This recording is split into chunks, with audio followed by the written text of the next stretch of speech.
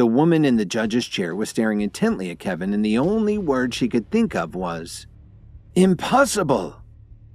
Wayne Ford, one of the instructors whose students were in the contest, commented to the people around him, "Mixing ingredients as they float in the air? I didn't think anybody could do that anymore. Where did he learn how to do it?" The other VIPs in the audience couldn't believe their eyes, and the judge in the high seat was the only one there who understood his technique. To other herbalists, it was like magic. The procedure allowed you to control several medicinal ingredients at the same time while they floated in the steam above the bowl. It was an incredibly advanced skill that took a lot of knowledge and artistry. The advantage was, you could control the temperature more precisely, and it allowed you to prepare a pill very quickly, which was just what Kevin needed to do. The judge had only seen this done once in all her time with the Herbalist Society. After a while, Kevin was able to gather the ingredients little by little until they'd melted into the shape of a pill. Professor Colt, who was standing behind him, was stunned. In fact, everyone there was stupefied by his expertise. It's no exaggeration to say that Kevin was the center of attention at the moment. It was like he was the only competitor in the entire contest. Just as Kevin was gathering the remaining ingredients into the pill, you could see electricity arcing around the bowl. It looked like a Van der Graaf generator. He can do that too? The judge was in awe. Kevin had one surprise after another. The VIPs who were watching this were tempted to rush over and protect Kevin from the static discharges that were arcing out from around the bowl. While they were all in fear for Kevin's safety, he didn't seem to care at all. In fact, he seemed to be enjoying it. Just then, a giant spark jumped out and struck the pill. Kevin's hair stood on end and he looked like some kind of mad scientist, which he kind of was at the moment. Everyone held their breath, wondering if Kevin's pill had been destroyed by the enormous discharge of electricity. But it was still there, and over the next couple of minutes, Kevin let it happen a dozen more times.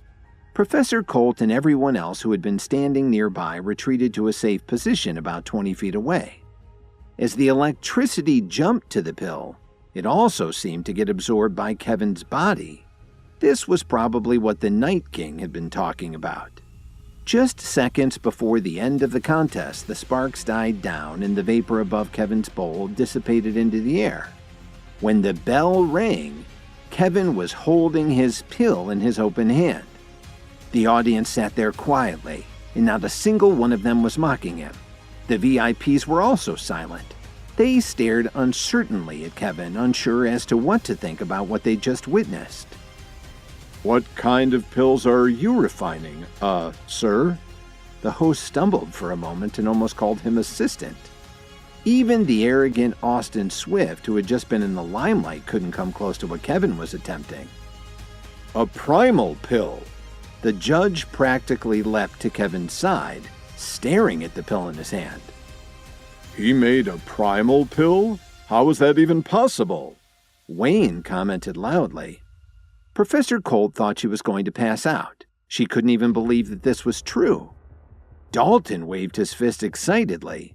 Even though he didn't know what a primal pill was, it had to be something fantastic to get this kind of reaction from all the experts. "Yes," Kevin replied simply. "This is a primal pill. It can transform whoever takes it." I'm glad nobody was shocked by the final step in its preparation. Kevin joked about the technique he'd used. Just then, the judge snickered. "It's a pity it didn't work. According to our records, the color of the primal pill should be dark blue, but this one is only light blue, so it appears that you didn't complete the process. However, this is enough to prove that you're already very proficient at herbalism. You should do very well as an apothecary." She announced this very loudly so that the entire audience could hear. When they heard her ruling on Kevin's pill, the VIPs looked very relieved. It would have been extremely embarrassing for them and their students if a mere assistant had won the grand prize in the contest. Kevin couldn't believe it. He took a look at the pill in his hand and then he raised his head and stared at the judge. He knew that he'd made it according to the instructions in his sources. How could he have made a mistake? Professor Colt was looking a little depressed too. After seeing Kevin's concoction, she was sure that he would win first place in this contest. Who knew that something like this was going to happen? Suddenly, somebody laughed, and then the whole crowd broke out into uproarious laughter. I can't believe I was starting to think that Kevin had real talent. What a waste of time for nothing. Sherwin Blair pointed at him and laughed until his stomach hurt. What a fake, Doug Butler shouted. How could Professor Colt have picked Kevin as her assistant? How embarrassing. While this discussion was going on in the crowd, the judge asked, Is your name Kevin? Yes, it is. Who are you? Kevin was feeling pretty low. Then he thought of something. He knew that he'd made the primal pill correctly. The judge had to be favoring all the VIPs in their schools.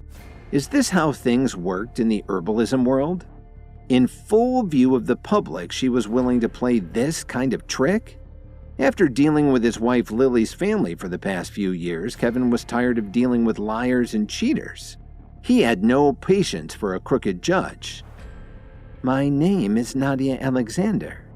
I'm the president of the Southern branch of the Herbalist Society. I see you have a lot of talent. Would you like to become one of my students? She asked Kevin very seriously. Her question attracted a lot of attention from the people around them. It was quite an invitation from a very highly ranked expert. They watched enviously to see how Kevin would respond. His answer surprised everyone. Sorry, I'm not interested. I already have a teacher. It was obvious that Kevin had already made up his mind. Why not? Nadia was smiling. She wasn't angry at all, just curious. She looked intensely into Kevin's eyes. Because I'm sure that there's nothing wrong with my pills. Can't you see that I'm qualified to be a master herbalist? Kevin took his pill and put it in his pocket.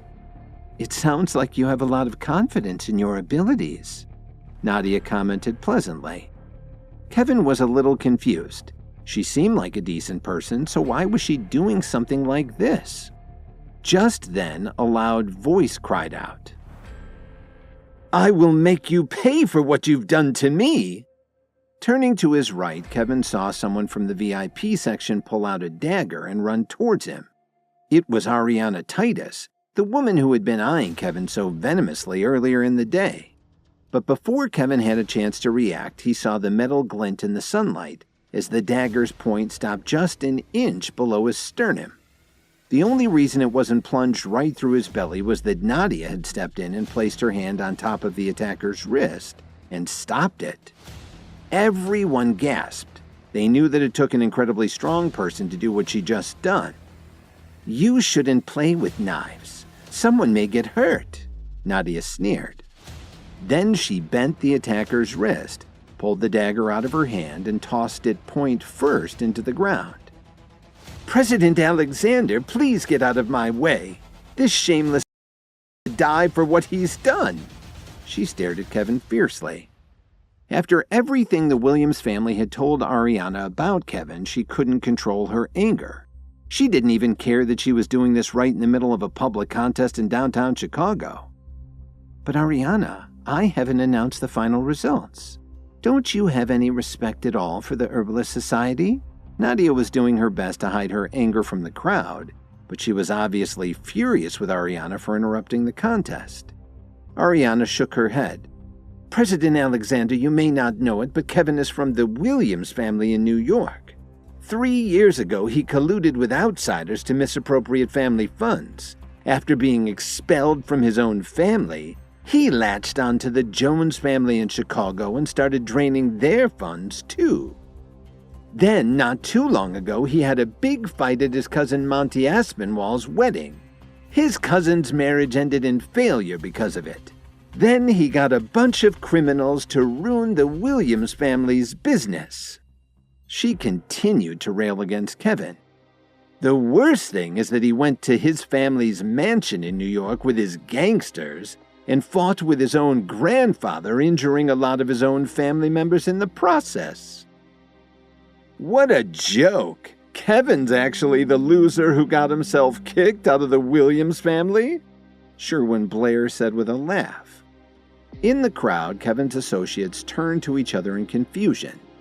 Dalton then stared at Kevin. He knew that his spiritual brother couldn't be the bad guy in all of this. Something else was definitely going on. Officer Emmett's disappointment showed on her face. She really wanted to believe in Kevin's character, but these were some pretty strong accusations. She tried to keep an open mind about it. With an ethereal power, Kevin slowly shook his head. Ariana is mistaken. I have never done any of those things. This is all a big misunderstanding. Misunderstanding? Is your grandfather framing you, or is the whole Williams family framing you? Then, with a disgusted look on her face, Ariana sneered. If you didn't do anything, why were you driven out of your family? Taking a deep breath, Kevin thought to himself, Ariana is ridiculous. She is stating these false accusations without any real evidence. My greedy family has been publicly trying to make me the scapegoat for their failures. I'm tired of letting them take advantage of me. I'm going to put an end to things right now. He deserves to pay for his crimes, Ariana screamed at Kevin. With a powerful nod, Kevin gave a soft smile. Ariana, I'm sorry to say that you fell for my family's lies. What evidence do you have to support your accusation? Nadia looked at Kevin and then back at Ariana several times. She thought for a moment and then announced, I'm sorry, Ariana, but you'll have to calm down. Since there's nobody from the Williams family here right now, none of what you said can be verified. Then Nadia turned to Kevin and said, Well, the contest is over for this year. Come along with me. There were some things that she wanted to say to Kevin, but not in front of so many people. For one thing, as she stopped Ariana's dagger, she was aware of Kevin's strength. There was something special about him. The two of them walked over to the Herbalist Society's tent, which had been set up near the fountain. Kevin looked around the tent and wondered what Nadia wanted to discuss with him. Kevin, I'm asking you again. Would you like to be my student? Nadia walked over to the tent flap and looked outside while Kevin remained silent in thought. Then she continued to try to convince him. You really need to join our society. What everyone saw today will draw a lot of attention from some very powerful people, both good and bad. There are some evil individuals who won't let you go so easily, but we can protect you from them. Aren't you afraid of provoking them? Kevin asked in surprise. You have no idea what you've gotten yourself into by revealing your talents like that. Nadia turned around and smiled gently. For a talented herbalist who can create a perfect primal pill in half an hour, you can't afford to offend the experts from all 10 major herbalism schools. What did you say? Kevin was shocked to hear Nadia call his pill perfect. Don't you think I can tell a good pill from a bad one? Nadia smiled enigmatically. I'm sorry, but I did it to protect you. To protect me? Kevin was obviously stunned and asked her, or are you just protecting the schools? Nadia wasn't surprised to hear Kevin say that. I'm not sure you understand the consequences of what you did today. She took a deep breath and explained the danger Kevin was in. There are a lot of people who would do absolutely anything to have access to your skills. Their only goals are money and power. If you let them know your true talent, they'll try to win you over and then use you for their own evil plots. They'll take everything they can from you and then toss you aside. When Kevin heard this, his eyes grew wide. What Nadia was saying was absolutely right. Kevin could easily be on the run for the rest of his life. He'd probably have to get a new identity. Only for him, that would never be an option. He couldn't leave his wife Lily behind. Not after everything they'd been through. But if you choose to join the Herbalist Society, things will be totally different. Nobody would be able to touch you. Nadia said this confidently, and Kevin could see the sincerity in her eyes. Since Nadia was still young, she had some pretty lofty goals in the society. She was good at training students, and someone like Kevin could help her to move up in the ranks.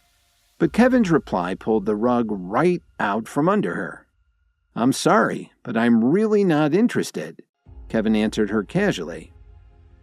Well, I can see that your mind is made up, so I won't keep you any longer. But I promise you one thing. Our door will always be open if you change your mind." Nadia smiled very genuinely and added, "You can leave now. I'll arrange for someone to give you your prize for the contest." "You'd better give it to Professor Colt. To be honest, I'm not interested in the top 3 awards at all." Kevin turned around and walked out of the tent. As Kevin walked away, Nadia's smile grew wider. What a wonderful student he would be. Kevin was extremely upset when he got home, and he spent the rest of the afternoon sitting on the sofa with Lily. Even though they were still figuring things out, she was still the most important person in the world to him. And on a day like today, he needed her comforting presence more than ever.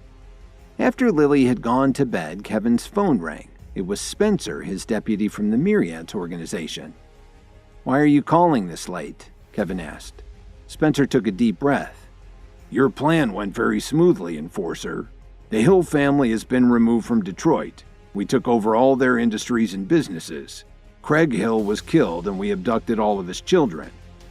After thinking for a while, Spencer went on to say, "Unfortunately, Nolan Hill somehow managed to get away.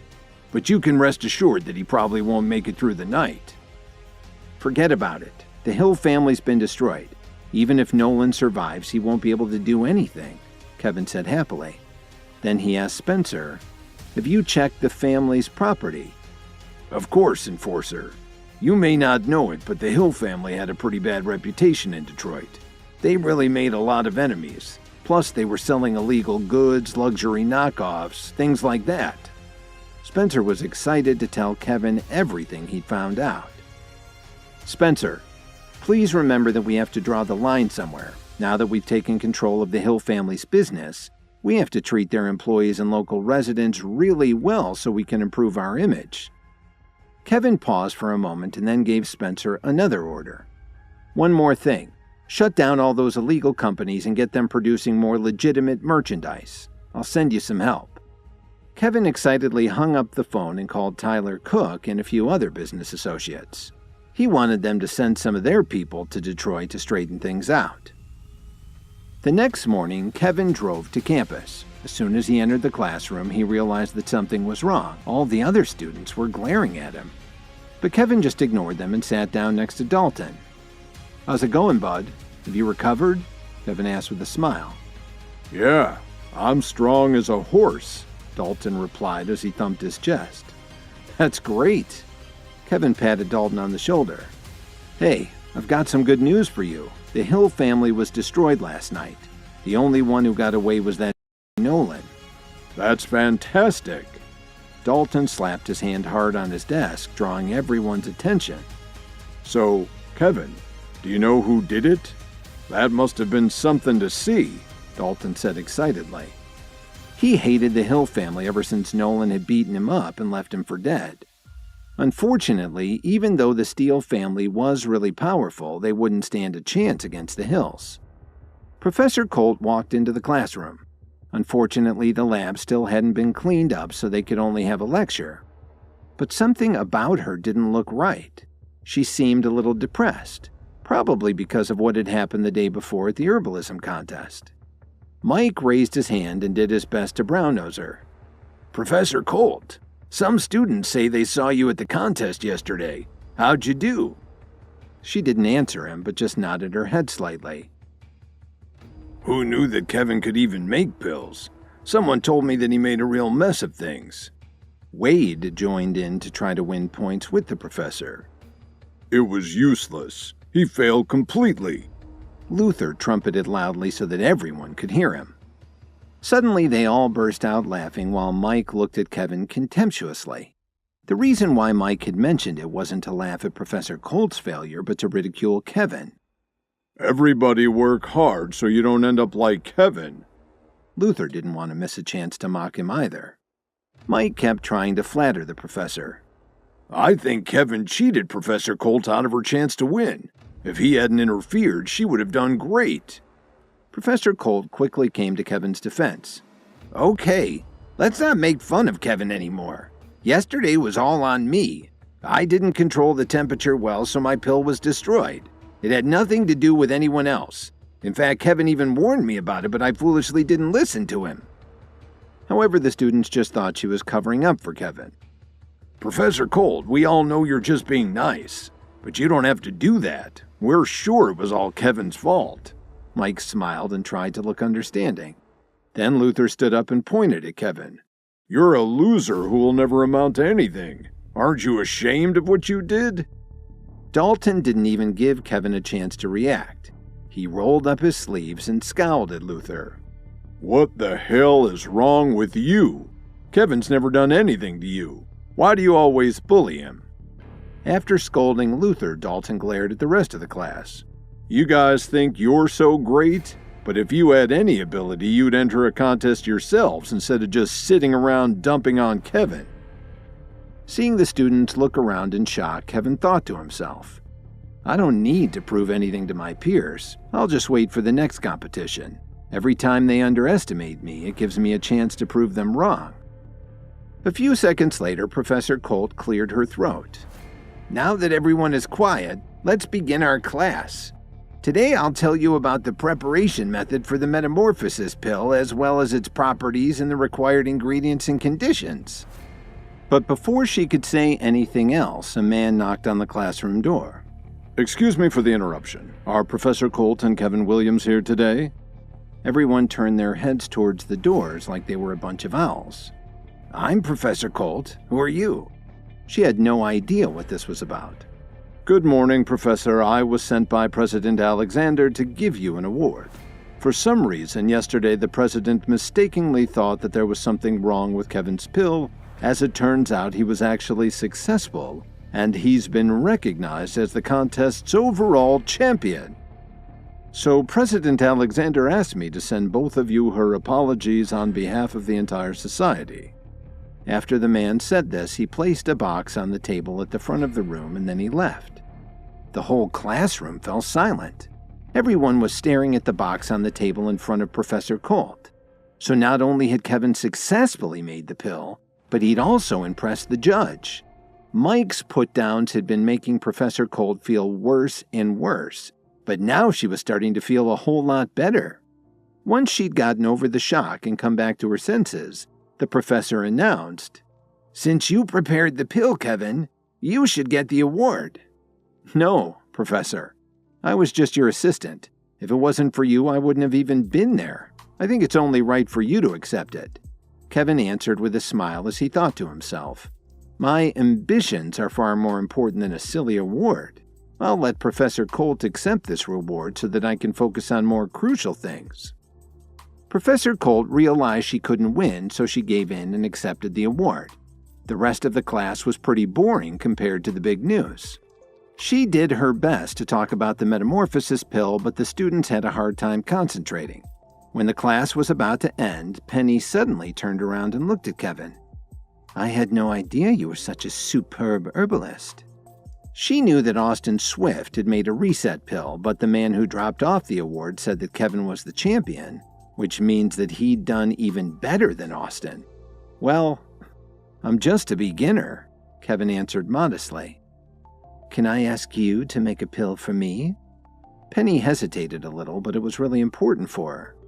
"Do you need some herbal meds?" Kevin was a little surprised. For a family like Penny's, what pills couldn't just be bought? Why did she need him? "One of my best friends has a rare disease and needs something to cure it. But you wouldn't have much to do. We already know what she needs and found the recipe. If you can prepare it for my friend, you can keep the recipe." Penny thought that might entice Kevin to accept. He wondered what it could be. The Sutherland family had gone to a lot of trouble to track down the recipe, so this could be interesting. "That's not necessary. If I make a pill for your friend, you can just treat me to a meal," Kevin replied casually. To increase his skills, it was essential that he had access to every new formula. "Are you so confident? Don't you need to ask me the name of the pill?" Penny asked in surprise. "To tell you the truth, Penny, there isn't an herbal med that I can't make." Kevin may have sounded like he was boasting, but he really felt confident that he could do it.